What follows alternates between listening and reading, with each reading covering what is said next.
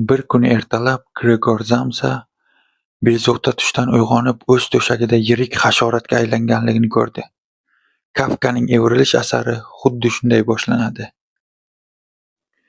Assalomu alaykum, salomatmisiz?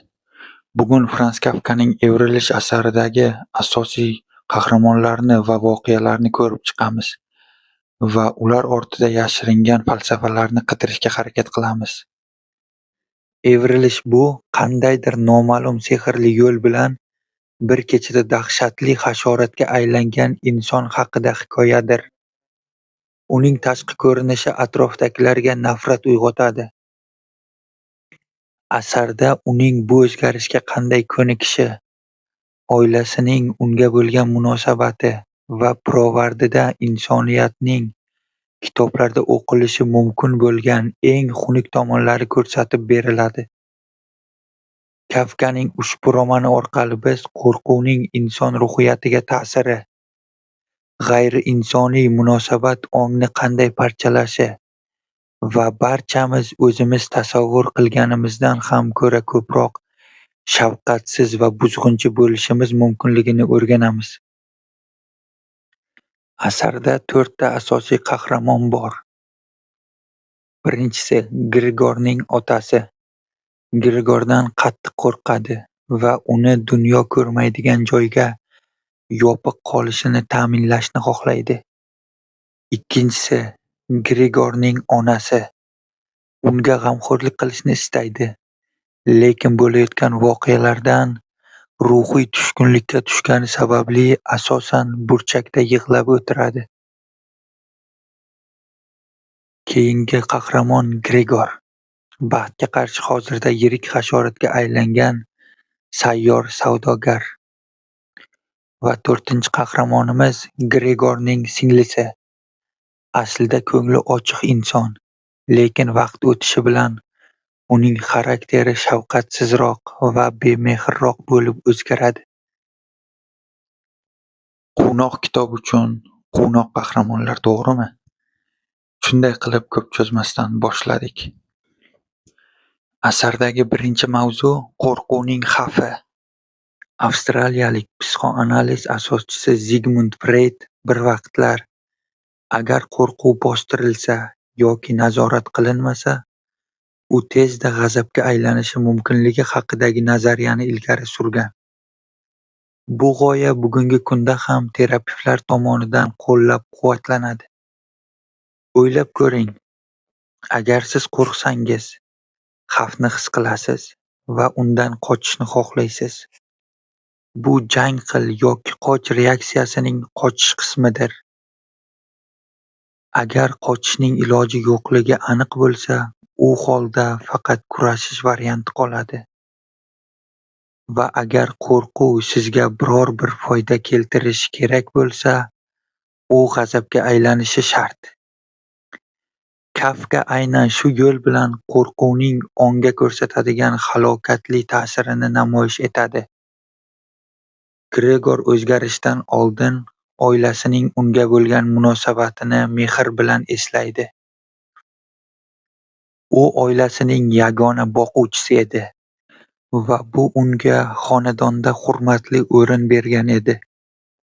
Otasi va onasi u bilan faxrlanishardi. Singlisi esa unga qoyil qolardi. U sevilgan va e'zozlangan edi. Ammo bularning barchasi oddiy qo'rquv tufayli o'zgardi. Avvaliga oilasida u endi ishlay olmasligi haqida oddiy qo'rquv paydo bo'ladi. U endi daromad keltira olmaydi. Natijada ularning har biriga o'zi ish topishiga to'g'ri keladi.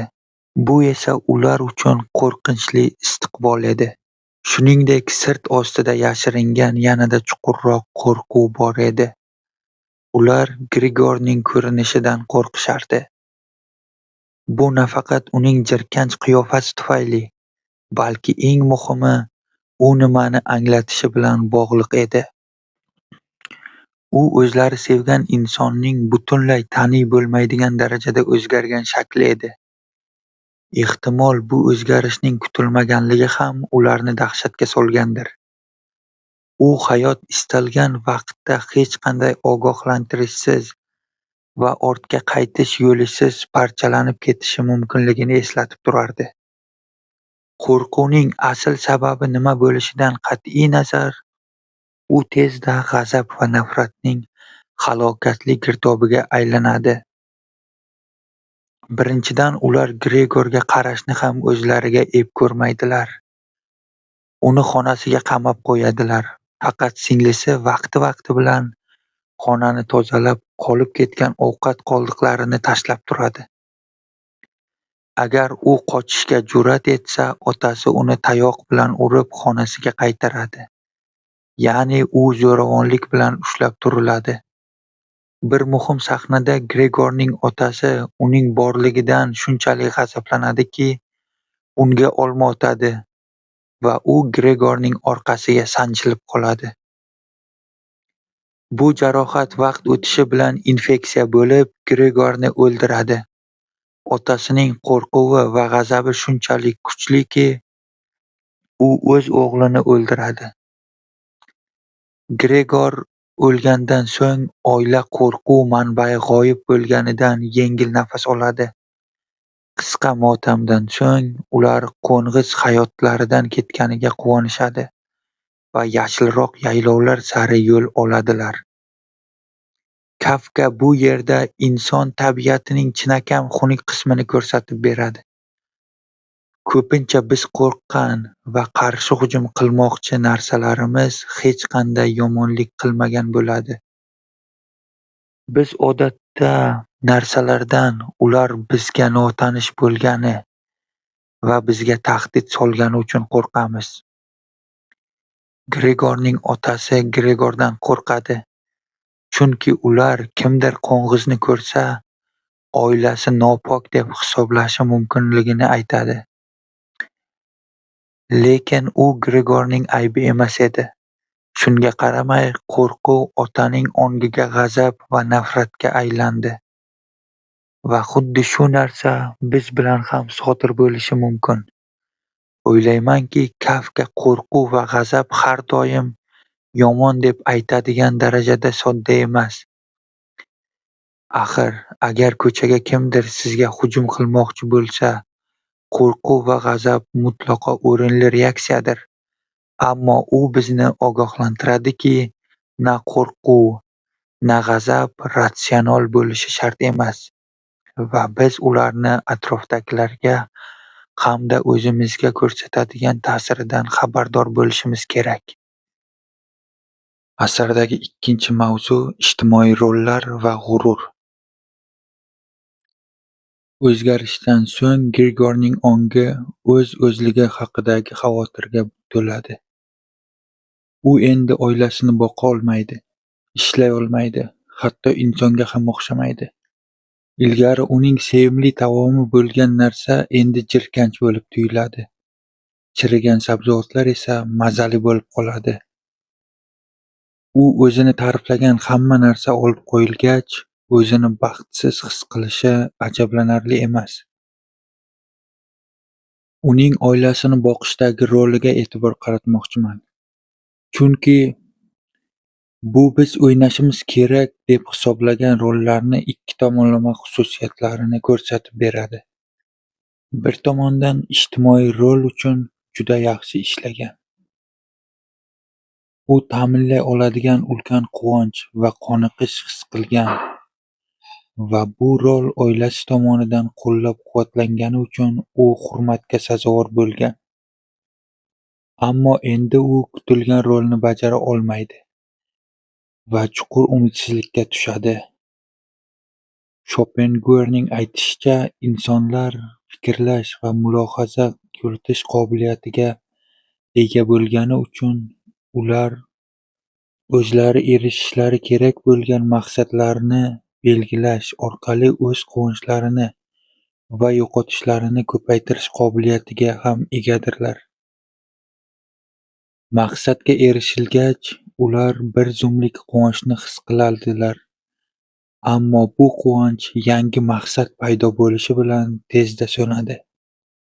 Kutilgan natijalarga erisha olmaganimizda esa Bu bizni chuqur tushkunlikka solishi mumkin. Shopengoer inson mavjudligini g'amgin nigoh bilan qaraydi. Biz doimo baxt ortidan quvamiz, lekin baxt o'tkinchi narsa.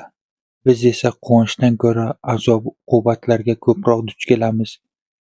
Gregor aynan shu holatga tushib qolgan va o'zligini belgilagan rolni va maqsadni erishish qobiliyatini yo'qotdi. Asardagi 3-mavzu ijtimoiy tashlab qo'yilish va umidsizlik. Gregorning umidsizligi nafaqat rolini yo'qotganida, balki ijtimoiy tashlab qo'yilish va rad etilishda ham namoyon. Gregor asarning keyingi bosqichlarida aynan shu turdagi umidsizlikni boshdan kechiradi. U dahshatli hissizlik, yolg'izlik va tashlab ketilganlik hissi bilan qoplanadi. Kafka romanining eng dahshatli tomoni bu o'zgarishning o'zi emas, balki bu o'zgarishning qahramonni o'zi eng ko'p sevadigan insonlar tomonidan butunlay ijtimoiy tashlab qo'yilishiga olib kelishidir. Aslida bu o'zgarish jamiyat nazarida nomaqbul bo'lib qolishning ramziy ifodasidir. Masalan, ruhiy kasallik, jismoniy nuqson yoki o'zgacha qarashlar tufayli inson hayvon yoki yomon deb tamg'alanishi mumkin. Gregorning bu holatda bo'lgan munosabati vaqt o'tishi bilan o'zgaradi. Avvaliga u oilasi haqida qayg'uradi. Singlisi undan jirkanmasligi uchun divan ostiga yashirinadi. Ammo oilasining munosabati o'zgarmagach, u isyonkor bo'lib qoladi. U devorlarga chiqib, o'zi borligini bildirishga harakat qiladi. U shunchaki hurmat va e'tibor kutadi. Nihoyat Gregor taslim bo'ladi. Uning ruhi sinadi, ovqat yeyishni va harakat qilishni to'xtatadi va shunchaki o'limni kutadi. U bu dunyodan tinchgina ketishni orzu qiladi. Asardagi 4-mavzu sharmandalik, ya'ni uyat.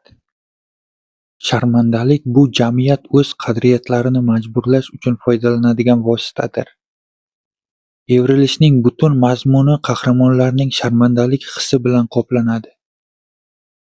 Gregor boquvchi bo'la olmaganidan va jirkanch ko'rinishidan uyaladi. Otasi bankda oddiy xizmatchi bo'lib ishlashga majbur bo'lganidan uyaladi. Onasi o'z bolasiga qaray olmasligidan va undan qo'rqishidan uyaladi. Oila uyiga ijarachilar olishga majbur bo'lganidan uyaladi. Falsafachi Tomas Gobbesning odamlar tinch jamiyatda yashash uchun o'z erkinliklaridan voz kechib, ma'lum rollarni o'z zimmalariga olishlarini aytgan. Nitshe esa ijtimoiy majburiyatlar g'ayrioddiy odamlarni buyuk ishlardan to'xtatib qolishini ta'kidlagan. Kafka esa jamiyat bu qadriyatlarning o'tkazish uchun sharmandalik, ya'ni uyatdan foydalanishini ko'rsatadi. Oila uchun sharmandalik manbai Gregorning o'zgarishi edi. Aynan shu uyat va qo'rquv ularni Gregorni e'tiborsiz qoldirishga, haqoratlashga va pirovardida uning o'limiga bayram qilishga majbur qildi. Kafka bizni ogohlantiradi. Sharmandalikdan ehtiyot bo'ling. Ham o'zingiz uyalishdan, ham o'zgalarni uyaltirishdan. Chunki bu tuyg'u insonni undan qutulish uchun qanday dahshatli ishlarga olib borishi mumkinligini hech qachon bilolmaymiz. Shunday qilib, Evrilish asari haqida bugun sizlar bilan gaplashmoqchi bo'lganlarim shulardan iborat edi. Men eslatishni unutgan nuqtalar bo'lsa va fikrlaringiz bo'lsa, izohlarda kutib qolaman. Unutmang, har bir kitobxonning fikri men uchun juda muhim. Obuna bo'lishni unutmang. Salomat bo'ling.